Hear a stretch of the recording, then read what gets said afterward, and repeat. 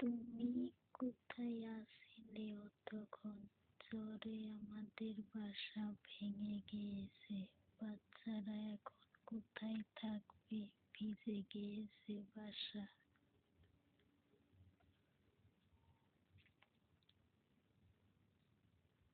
চিন্তা করো না, আমি এখন এসে গিয়েছি। দেখি কোথায় বাসা করার জন্য জিনিস পাই।